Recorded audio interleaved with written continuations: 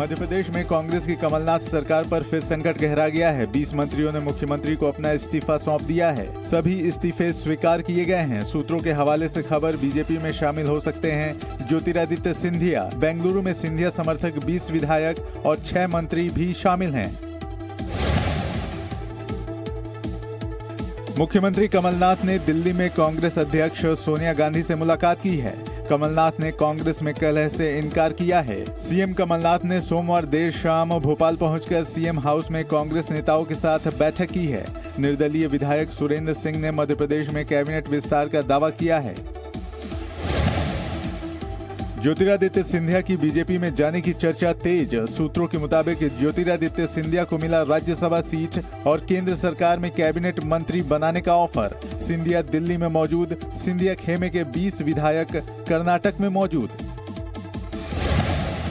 इस बीच मध्य प्रदेश के राज्यपाल लालजी टंडन ने अपनी छुट्टियां रद्द की। 5 दिन की छुट्टी पर लखनऊ गए थे राज्यपाल। आज सुबह ही वापस भोपाल लौटेंगे। आज शाम भोपाल में बीजेपी ने बुलाई सभी विधायकों, सांसदों और पार्टी पदाधिकारियों की अहम बैठक। केंद्रीय मंत्री नरेंद्र सिंह तोमर, कैलाश विजयवर्गीय, नरोत्तम मिश्रा, प्रभारी विनय सहस्त्रबुद्धे, प्रभात झा, थावरचंद गहलोत, फग्गन सिंह कुलस्ते, प्रहलाद पटेल भी मौजूद रहेंगे। आज भोपाल में मुख्यमंत्री कमलनाथ ने कांग्रेस विधायक दल की अहम बैठक बुलाई है। मुख्यमंत्री निवास में देर रात संपन्न हुई मंत्रिमंडल की आपात बैठक के बाद ये जानकारी दी गई। मध्य प्रदेश में कुल विधानसभा सीटों की संख्या 230 है, जबकि वर्तमान में केवल 228 विधायक ही मौजूद हैं, जिनमें से कांग्रेस और सहयोगी दलों के पास 120 विधायक हैं। बीजेपी की संख्या 107 है। बहुमत के लिए चाहिए 114 विधायक। दिल्ली के जामिया नगर से गिरफ्तार आईएसआईएस मॉड्यूल के दोनों संदिग्धों को पटियाला हाउस कोर्ट ने 17 मार्च तक के लिए पुलिस कस्टडी में भेज दिया है। एनआईए ने सोमवार को दोनों संदिग्धों से पूछताछ की। दिल्ली पुलिस के स्पेशल सेल ने रविवार को जहांजेब सामी और हिना बशीर बेग को गिरफ्तार किया था। आतंकी संगठन इस्लामिक स्टेट के खुरासान मॉड्यूल से संबंधित दोनों संदिग्ध पति पत्नी हैं। सूत्रों के मुताबिक जहांजेब सामी नागरिकता विरोधी प्रदर्शनों में हिंसा कराने के लिए हथियार और गोला बारूद इकट्ठा करने की कोशिश कर रहा था। इस्लामिक स्टेट की पत्रिका अल हिंद उर्फ वॉइस ऑफ हिंद ने फरवरी में भारत विरोधी लेख छापा। समाज के एक तबके को प्रभावित करने की कोशिश की गई। मैगजीन के जरिए बड़े नेताओं और मुस्लिम धार्मिक गुरुओं को प्रभावित किया गया। दोनों संदिग्धों के खिलाफ पुलिस ने कई धाराओं में केस दर्ज किया है। जहांजेब सामी और हिना बशीर बेग दोनों काफी पढ़े लिखे हैं और कई अच्छी प्राइवेट कंपनी में नौकरी कर चुके हैं। हिना के पिता क्लास 1 गवर्नमेंट कॉन्ट्रैक्टर हैं। बेटी के पकड़े जाने पर हैरानी जताई।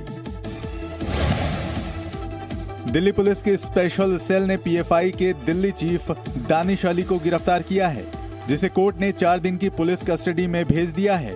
दानिश पर नागरिकता कानून के विरोध में हुए प्रदर्शनों के दौरान झूठी सूचनाएं फैलाकर लोगों को भड़काने का आरोप है। नागरिकता कानून के खिलाफ दिल्ली और उत्तर प्रदेश समेत देश के कई राज्यों में हिंसा पर केंद्र सरकार की जांच रिपोर्ट से पता चला है कि पीएफआई यानी पॉपुलर फ्रंट ऑफ इंडिया की फंडिंग से देश में नागरिकता कानून विरोधी दंगे हुए। पीएफआई से जुड़े 73 बैंक खातों में 120 करोड़ रुपए जमा हुए। सूत्रों के मुताबिक दानिश अली ने ही दिल्ली के शाहीन बाग में चल रहे सीएए विरोधी धरने में खाना और पैसा मुहैया कराए थे। दानिश अली ने ही दंगों में पैसे और लोग मुहैया कराए। हालांकि दानिश अली खुद दंगे में शामिल नहीं हुआ। जांच में सामने आया है कि देश में हुए दंगे अचानक नहीं हुए, बल्कि उन्हें भड़काया गया है। अमेरिकी राष्ट्रपति डोनाल्ड ट्रंप के भारत दौरे पर दिल्ली में हुए दंगे फिक्स थे। जांच में अभी बड़े खुलासे होना मुमकिन है।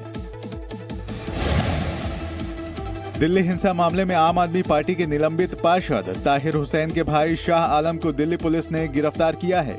क्राइम ब्रांच एसआईटी ने शाह आलम को पनाह देने वाले 3 और लोगों को भी गिरफ्तार किया है। ताहिर हुसैन से जुड़े अब तक 7 लोग गिरफ्तार हो चुके हैं। शाह आलम पर उत्तर पूर्वी दिल्ली के चांदबाग इलाके में हिंसा का आरोप है। इसके अलावा आईबी कर्मचारी अंकित शर्मा मर्डर केस में भी शाह आलम से पूछताछ की जा रही है। दिल्ली पुलिस कई दिनों से दिल्ली हिंसा मामले में शाह आलम की तलाश कर रही थी। दिल्ली हिंसा और अंकित मर्डर केस में ताहिर हुसैन भी दिल्ली पुलिस की कस्टडी में हैं। अंकित के पिता ने हत्या के आरोप में ताहिर पर एफआईआर दर्ज कराई है। दंगाइयों से वसूली वाले पोस्टर हटाने के लिए योगी सरकार तैयार नहीं है। पोस्टर हटाने के आदेश के खिलाफ सुप्रीम कोर्ट जाएगी योगी सरकार। इलाहाबाद हाई कोर्ट के फैसले को चुनौती दी जाएगी। होली के बाद याचिका दायर की जाएगी। हाई कोर्ट के फैसले पर कानूनी सलाह ली गई है। इलाहाबाद हाई कोर्ट ने लखनऊ में लगे दंगाइयों के पोस्टर को हटाने का आदेश दिया है। चीफ जस्टिस की बेंच ने मामले में सुनवाई करते हुए कमिश्नर और डीएम को पोस्टर और होर्डिंग्स हटाने को कहा है। हाईकोर्ट ने 16 मार्च से पहले कार्रवाई की रिपोर्ट भी देने का आदेश दिया है। इलाहाबाद हाईकोर्ट ने कहा है कि पोस्टर लगाना नागरिकों के सम्मान के खिलाफ है। कोर्ट ने निजदा के मौलिक अधिकार का उल्लंघन भी बताया। इलाहाबाद हाईकोर्ट ने पोस्टर मामले पर स्वतः संज्ञान लिया था। लखनऊ के अलग अलग चौराहों पर वसूली के लिए 57 हिंसा के आरोपियों के पोस्टर लगाए गए हैं। यूपी में नागरिकता कानून के खिलाफ 9 दिन तक हिंसक प्रदर्शन किए गए थे, जिसमें 19 लोगों की मौत हुई थी। साथ ही करोड़ों की सार्वजनिक संपत्ति का नुकसान हुआ था, जिन्हें दंगाइयों से ही वसूलने की कार्रवाई योगी सरकार कर रही है। भारत में बीते 24 घंटे के भीतर कोरोना वायरस के 13 नए मामलों के साथ संक्रमित लोगों की संख्या 47 पहुंच गई है।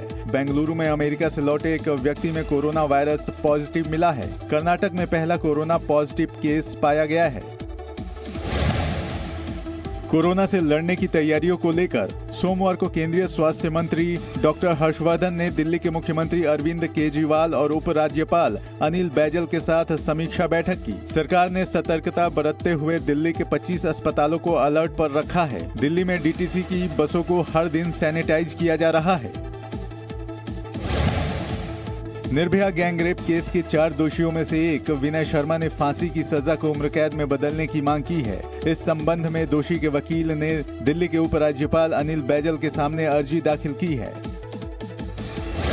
दिल्ली की एक अदालत ने चारों को 20 मार्च को फांसी पर चढ़ाने का आदेश दिया है। इससे पहले दोषी पवन गुप्ता ने भी सुप्रीम कोर्ट में क्यूरेटिव याचिका दाखिल कर फांसी की सजा को उम्र कैद में बदलने की मांग की थी, जो कि खारिज हो चुकी है। बिहार के सीएम नीतीश कुमार को चैलेंज करने वाली पुष्पम प्रिया चौधरी के पिता विनोद चौधरी ने उसके कदम से किनारा किया। जेडीयू नेता विनोद चौधरी ने कहा, पुष्पम प्रिया पढ़ी लिखी हैं, ये उसका अपना फैसला है।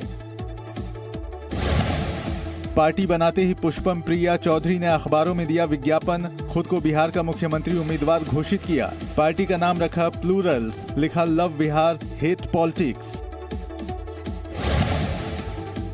कृष्ण नगरी मथुरा में होली उत्सव धूमधाम से मनाया जा रहा है। बांके बिहारी मंदिर में होने वाले होली के उत्सव में देश विदेश से आए श्रद्धालु शामिल हुए। हर तरफ उड़ा रंग गुलाल। यूपी के शाहजहांपुर में जूता मार होली खेली गई। इस होली को खेलने की परंपरा सालों पुरानी है। ये होली अंग्रेजों पर अपना गुस्सा जाहिर करने के लिए खेली जाती थी। यहाँ किसी व्यक्ति को अंग्रेज बनाकर भैंसा गाड़ी पर बैठाकर जूतों से पिटाई की जाती है। शिरडी के साईं बाबा मंदिर में होलिका दहन उत्सव मनाया गया। शिरडी में परंपरा के मुताबिक होलिका देवी की पूजा की गई। समाधि मंदिर के सामने होलिका दहन किया गया। साईं की मूर्ति को गुलाल लगाया गया। होली के मौके पर लखनऊ एयरपोर्ट को भव्य तरीके से सजाया गया है। लखनऊ एयरपोर्ट को रंगोली, रंगीन गुब्बारों और लाइट से सजाया गया है। वहीं होली के दिन लखनऊ मेट्रो की सेवा दोपहर 2:30 बजे शुरू होगी और रात 10 बजे तक यात्रा की जा सकती है। मध्य प्रदेश के शहर जबलपुर में अलग तरीके से किया गया होलिका दहन। होलिका दहन में कोरोना वायरस को प्रतीकात्मक तौर पर जलाया गया। श्रद्धालुओं ने हर बीमारी से बचाने के लिए प्रार्थना की। मुंबई में भी कोरोना वायरस का होलिका दहन किया गया। मुंबई में होली पर कोरोना के संक्रमण से बचने के लिए तरीकों को भी बताया जा रहा है। होलिका दहन में शामिल होने आए लोगों ने भी सभी को जागरूक बनाने का संकल्प लिया। पीएम मोदी के संसदीय क्षेत्र वाराणसी में परंपरागत तरीके से मनाया गया होलिका दहन। देश को सभी संकटों से बचाने की प्रार्थना की गई। संगम नगरी में प्रयागराज में कवियों और गायकों ने होली का समा बांध दिया। कोरोना वायरस से लेकर सियासी उठापटक पर गीत गाए गए। मिश्रा, तिवारी और पांडे बंधुओं ने हास्य गीत गाकर तालियां बटोरी। पटना और रांची में लोगों ने होलिका दहन किया। बिहार के किशनगंज में वातावरण की शुद्धिकरण के लिए होलिका दहन के दौरान आग में कर्पूर और लौंग डाला गया। बेहतर स्वास्थ्य की कामना की गई। उत्तराखंड के नैनीताल में सेल्फ हेल्प ग्रुप की महिलाओं ने मैदे और मक्के के आटे से होली के रंग बनाए। चुकंदर से लाल, पालक से हरा और गेंदे से नारंगी रंग के हर्बल कलर तैयार किए गए हैं। अमृतसर के दुर्गियाना मंदिर में होली के मौके पर श्रद्धालुओं ने भगवान गिरिराज की शोभा यात्रा निकाली। इस दौरान रंगों और फूलों से होली खेली गई। अमृतसर पहुंचे विदेशी पर्यटकों ने भी हिस्सा लिया। कोरोना वायरस के डर और बचाव की जागरूकता की वजह से होली के बाजार सूने पड़े हैं। कोरोना वायरस के डर की वजह से इस बार रंगों की बिक्री सबसे कम है। दिल्ली के थोक बाजार में चीन से आए सामान को लोग हाथ तक नहीं लगा रहे हैं। मुंबई में भी कोरोना के डर ने बाजार को फीका किया है। चीनी सामान की भरमार की वजह से बाजार से लोग दूर हो रहे हैं। चीन से आया कोई सामान नहीं खरीदना चाह रहा खरीदार।